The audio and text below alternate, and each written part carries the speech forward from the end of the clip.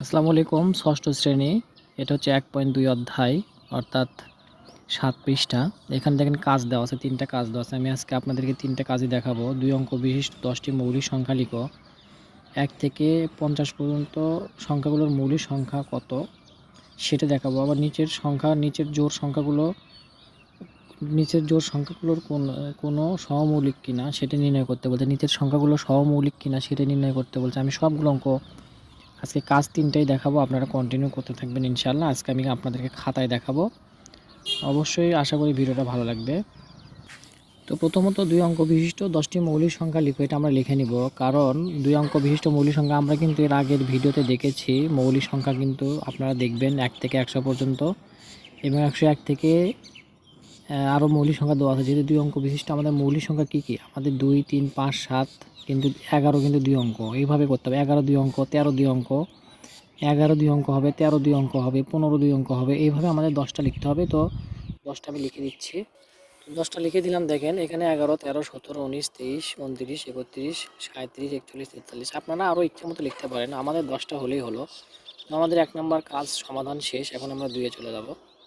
তো 2 নম্বরের কাজে বলা হয়েছিল 101 থেকে 150 পর্যন্ত মৌলিক সংখ্যাগুলো লেখো। তো 101 থেকে 150 পর্যন্ত মৌলিক সংখ্যাগুলো লিখে দিলাম। 101, 103, 107, 109, 113, 127, 131, 139, তারপর হচ্ছে 149।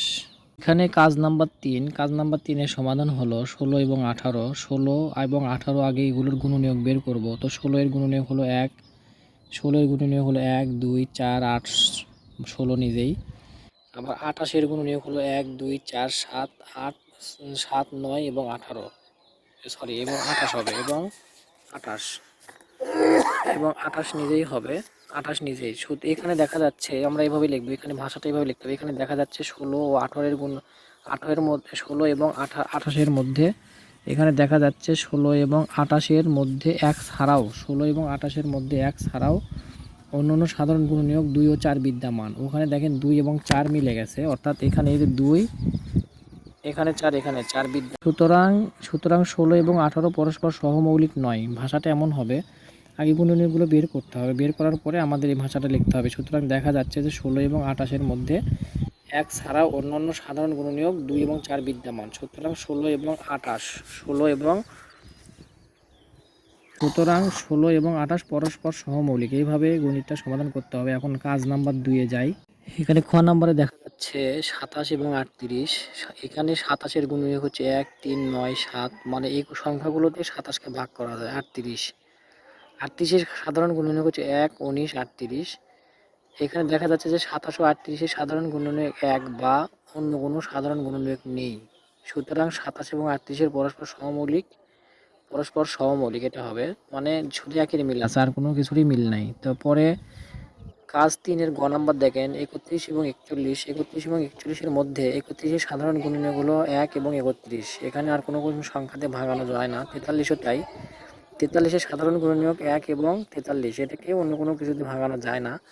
এখানে দেখা যাচ্ছে যে 1 ও 43 এর সাধারণ গুণনীয়ক 1 বা অন্য কোনো সাধারণ গুণনীয়ক নেই। সুতরাং 31 এবং 43 পরস্পর সহমৌলিক। 31 এবং 43 পরস্পর সহমৌলিক নাম।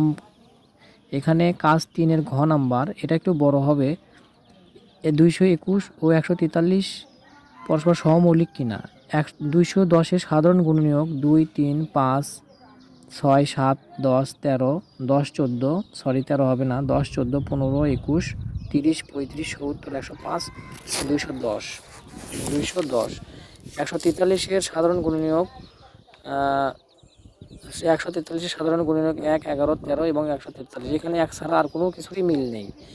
দেখা যাচ্ছে যে 210 ও 143 এর মধ্যে সাধারণ গুণনীয়ক 1 বা অন্য কোনো সাধারণ গুণনীয়ক নেই। সুতরাং 110 ও 143 পরস্পর সহমৌলিক। এখানে বিষয়টা হলো, এই যে সহমৌলিক 210, এই সংখ্যাগুলোতে ভাগ করা যায়। আপনারা আরও অন্যান্য সংখ্যা ট্রাই করবেন, কারণ কোনো সংখ্যাতে যদি ভাগ করা যায় তাহলে সেটার গুণনীয়ক হবে, অর্থাৎ 2 দিয়ে ভাগ করা যাবে, ভাগফল মিললে থাকবে না, ভাগশেষ থাকবে না। 6 দিয়ে ভাগ করা যাবে, 7 দিয়ে ভাগ করা যাবে। এগুলো আপনারা ট্রাই করে নেবেন, তাহলে বুঝতে পারবেন। আসলে পরস্পর সহমৌলিকটা বুঝতে হবে, শুধু একের মিল থাকবে, আর অন্য কিছুরই মিল থাকবে না। যদি একের মিলের সাথে অন্য কোনো সংখ্যার মিল থাকে তাহলে বুঝে নিতে হবে যে এটা পরস্পর সহমৌলিক নয়।